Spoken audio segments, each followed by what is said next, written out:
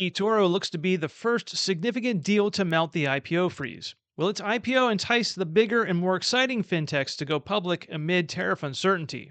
The ARK Venture Fund added new access options, and the tokenization of private assets is gaining interest. Will tokenization be the future of pre-IPO trading? In IPO Radar news, Anduril buys Klas and OpenAI hogs the headlines again. Welcome to the Access IPOs podcast, where we explore opportunities to invest in the world's most innovative and disruptive pre-IPO companies.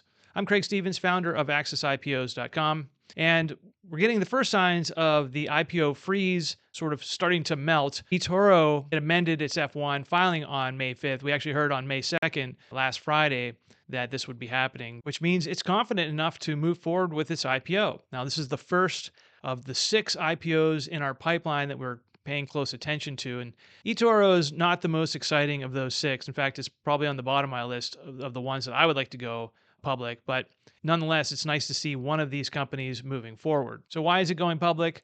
I think it has the confidence because it's just not affected by the tariffs all that much. We're starting to get some tariff deals coming into the pipeline. We saw UK yesterday. They're talking about lowering the tariff rate in China this morning.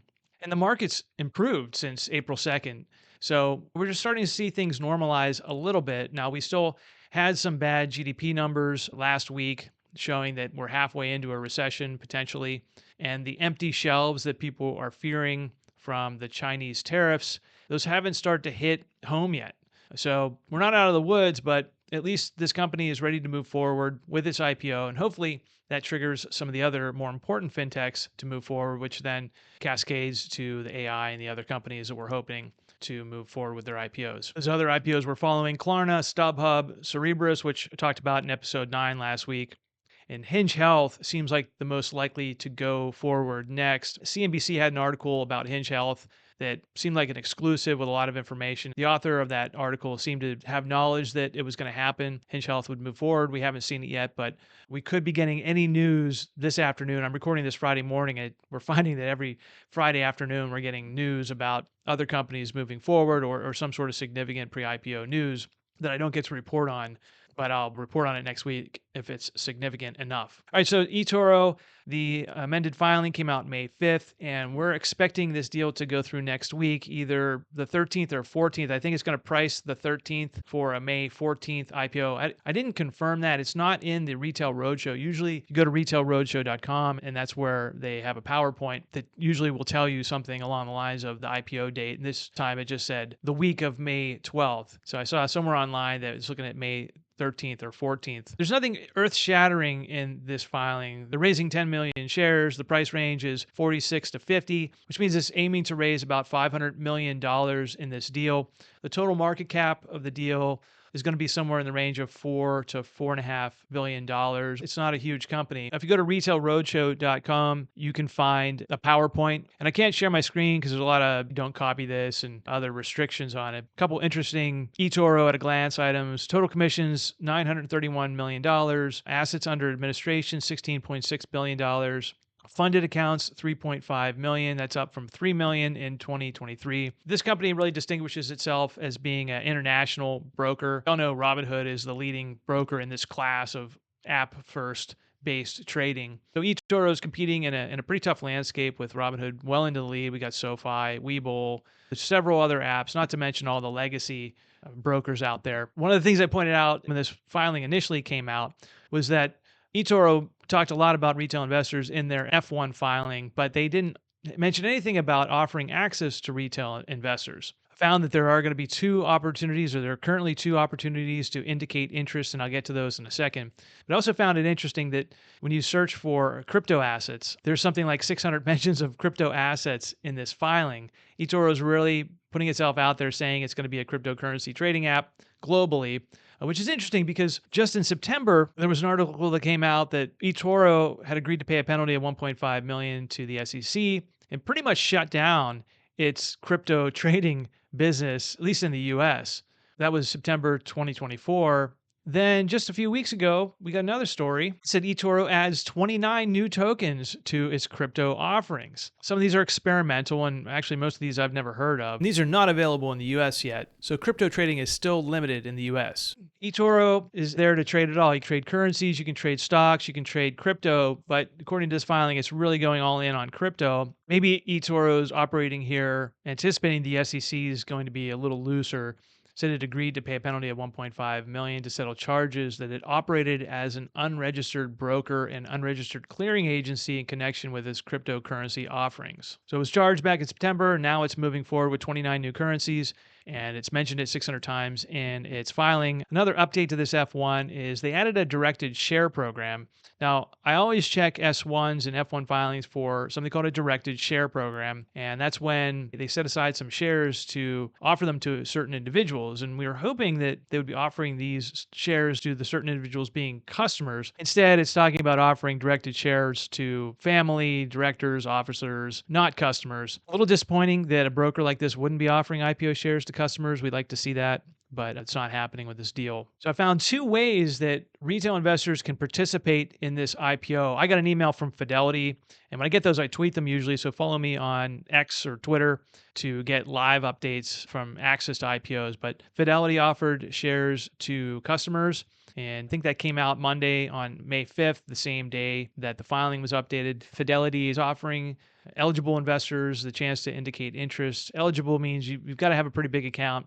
And beyond that, it's pretty hard to get shares from Fidelity, but I got some recently from the Venture Global IPO. And we've got readers who have reported receiving shares, but typically the higher profile deals, it's harder to get shares with Fidelity. Nonetheless, IPO shares are available. I also got an email alert from Webull saying that they're offering IPO access to this deal. Now, I'm not sure how they get their deals. I wouldn't think that this came directly from eToro because they wouldn't want you opening an account with one of their competitors. But nonetheless, Webull is offering shares. I'm sharing on my screen a video of how you go about finding IPOs on Webull. It actually made it a little bit harder to find, but sure enough, eToro is on there and you can indicate interest in the deal. And we'll probably find out Monday or Tuesday where the deal is going to price or if they're going to update the range. But so far, we haven't heard anything. It looks like that 46 to 50 range. And when they set the price, it'll give us a clue on demand, if there's a high demand or low demand. If the price goes over 50, it's a high demand deal. If it's under 50 or in the mid range, it prices this thing pretty well at the onset. If you see any other access to this IPO or any IPOs, let me know either in the comments on YouTube or Spotify, or just send me an email or respond to the newsletter. I'm always trying to identify these opportunities so people at least know where to go if you want to invest in these IPOs. TradeStation, through their partnership with ClickMarket, is another one I just checked, and it's not there either. Usually I get an email alert when there's access to some of these deals, but just Webull and Fidelity so far if you're interested in trading this deal. Webull is going to give you a better shot of getting access. Unless you have a very large account at Fidelity, it's hard to get shares there. So Webull, I think there's like a $500 minimum or something like that, $500 minimum. So Webull is usually easier to get access, but you may not get a very large piece of this. But if you want to participate, that's your best option so far that we've seen. Let me know if you see any others. Big picture with the eToro deal that's hopefully happening next week is, will there be enough interest in the company or this IPO for Klarna to move forward or other fintechs?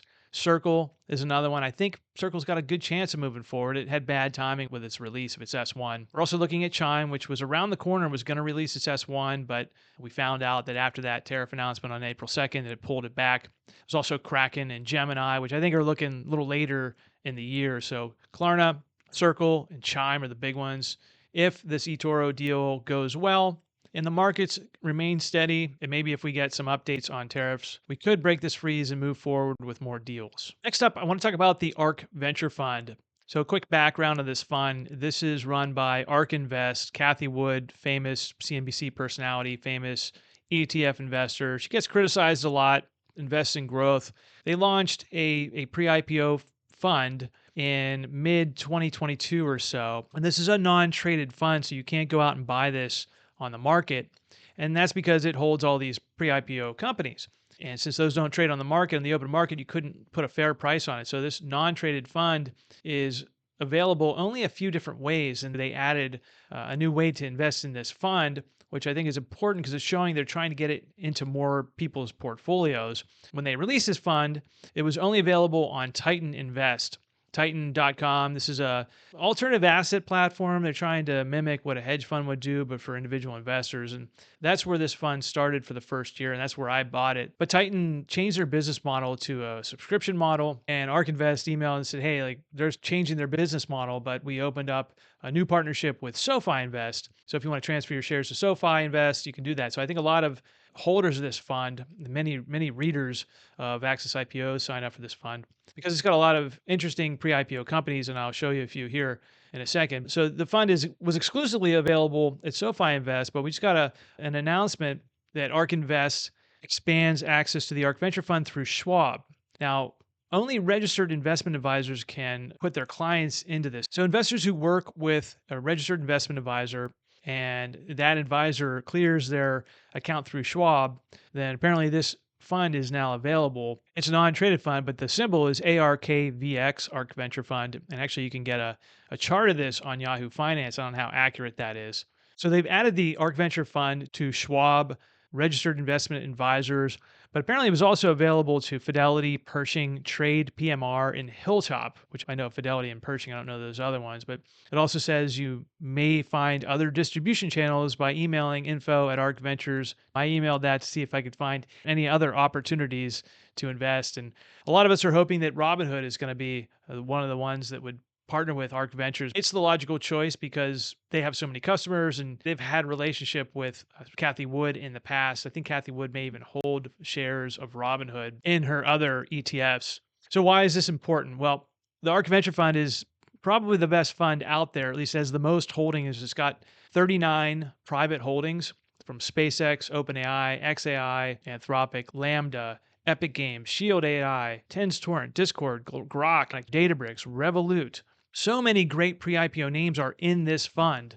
And I've reviewed this fund on my website and I keep track of all the holdings there. If you Google ARK Venture Fund, you'll come to their website where you can see all the holdings and poke around with the filings on the SEC website. You can look at the weightings of all the holdings. SpaceX is the top weighting. Last I looked, it was about 15%. So this is a great fund for ordinary investors who are in the US can invest in this fund for $500 and own all these great companies. I own it. I'm up about 70% since I bought my original shares back when it was founded in 2022. Seeing this go to registered investment advisors is the next step. And hopefully we get to the point where they add this to Robinhood or possibly Schwab and Fidelity. Customers who don't work with the registered investment advisors might be able to buy this fund. The problem with it is there's liquidity issues. There's only quarterly liquidity. It's non-traded. So if you want to liquidate your shares, you have to put an order in and you may not be able to liquidate all your shares. So this is a non-traded fund. It's risky. There's limited liquidity.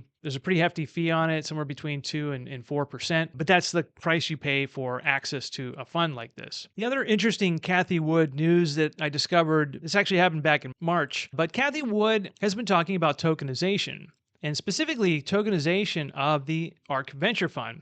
Now, what would that mean? So tokenization would allow assets like shares in pre-IPO companies to be represented as digital tokens on a blockchain. It would enable fractional ownership, easy transferability, and the potential for 24/7 global trading. So why is Cathie Wood interested in this? Well, she could put her fund onto the blockchain, or at least a piece of it, and then it would be accessible to more people according to the smart contract laws and rules. Robinhood has also been talking about tokenization of real world assets, and they don't specifically call out pre-IPO companies, but they're saying any real world asset could be tokenized and put on a blockchain. And there was a paper back in January 2025, and I'm going to put a link in the description to this because it's really important. It's from Robinhood and it's about tokenization. It says here, tokenization is the digital representation of real world assets on a blockchain. Tokenization is a process of creating a unique digital and anonymous representation of an asset. So tokenized real world assets are things like stable coins, and we know stable coins are in the news right now. But what if ordinary investors could start trading pre-IPO companies on a blockchain? Well, it's certainly not legal yet, and there are legal problems with it. A tokenized security that is a pre-IPO company is still a security, so it would be regulated by the SEC. And the SEC hasn't made this legal yet, so there are regulatory barriers. Tokenized assets are treated as securities, so they must comply with SEC regulations. This includes who can invest, like accredited investors. There's also a lack of clear guidance. The SEC has not provided a consistent framework for digital asset securities yet. There's custody and settlement issues that haven't been worked out. And of course, there's resistance from incumbents. Traditional, very wealthy banks up in New York, they may not be aligned to what's happening here. So this idea of tokenization could work with blockchain and crypto asset technology. And Cathie Wood certainly thinks it's possible. And Robinhood, you got to read the paper, they are positioning themselves to participate in this if it can happen. Now, keep in mind, the current administration is extremely crypto friendly. And so if there's going to be some sort of change to the framework or a legalization or clear guidance on what can be done, the next 2 years is when that would happen. After 2 years, it'd be a lot harder to get any kind of legislation through the Congress. Most people expect a switchover of control, the Senate and the House going to Democrats. It would be a little harder for them to vote for this kind of thing. In fact, there was a vote this week on stablecoins, and it didn't pass the Senate. And so if this is going to happen, tokenization of real-world assets, it's got to happen probably in the next 2 years, or it's going to be a lot harder to do in the future. It's going to start with stable coins. But imagine if you are an ordinary investor, you can invest through crypto assets, just like a crypto asset now on Robinhood or Coinbase or wherever you trade your crypto. You could buy or sell a pre-IPO company.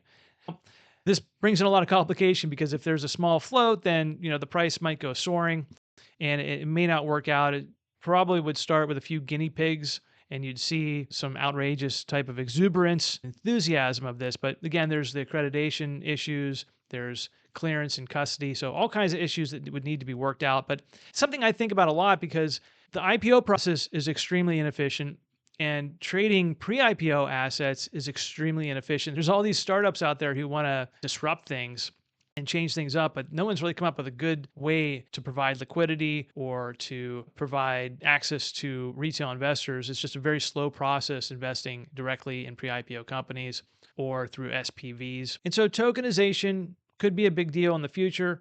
Cathie Wood seems to like the idea. Robinhood likes the idea. And I think I like the idea too, but we're nowhere near it, possibly within 2 years, but probably not. But it's something to think about. What kind of technology is out there that would enable more opportunities for us to invest? And tokenization seems like the one that's most promising today. Whether or not that becomes legal and widespread, that's going to be up to the legislators and the SEC. So we'll be watching. Let's move on to IPO Radar news. This is when I talk about the things that happened this week to companies that we follow on the website, I follow on the podcast, that are the most interesting startups and pre-IPO companies out there right now. Most of them are US based. We do cover some international, but this is a group of about 200 companies that are on my radar. And honestly, it's been a very, very slow week. Other than that eToro news last Friday, not a lot of pre-IPO news has hit the wires. Of course, that'll probably change this afternoon when I'm done recording this podcast. I'm recording this Friday morning. It's actually about noon right now and I haven't checked the news. So going to move through these pretty quick because there's not a lot of really significant news out there. The first is that Anduril buys Klas. Klas is a defense company, a defense communications company. It's been around more than 30 years. It's a Dublin-based company, and Anduril Industries today announced on May 5th, a definitive agreement to acquire Klas, a global leader in edge computing and tactical communications. So this is a company that makes cool technology that is used in the battlefield, is used in training. It sells to government and transportation, for automotive, public safety. From what I read, it's got a pretty good grasp on the marketplace where it competes, and it builds durable communications equipment. Anduril is growing like a wildfire. It's acquiring government contracts for defense. It's building really cool technology. It's doing it with the efficiency of a startup versus the Lockheed Martins and the Northrop Grummans who are just too bloated. So Anduril is one of, I'd say, the top 3 startups right now in terms of investor interest. And I think the last pre-IPO valuation I saw was about $28 billion. But Anduril is really one of these companies that everyone watches. So something to keep an eye on if they're using their newfound fundraising ability and their newfound valuation to acquire more companies that have legitimate businesses that they can integrate into their new technologies. Last up is OpenAI. And like I said, it's a slow week, but man, there's news about OpenAI almost every day. And I find it almost irritating. And I don't know if it's a Sam Altman thing that he's trying to get them into the news all the time, or if it's just the media that sees a darling that people are interested in. Last valuation we saw that OpenAI is now worth about $300 billion. It's AI, it's ChatGPT, and it's one of the other three top pre-IPO companies that people are interested in these days. So just real quick, 3 stories that came out about OpenAI this week. First is that OpenAI reached an agreement to buy startup Windsurf for $3 billion.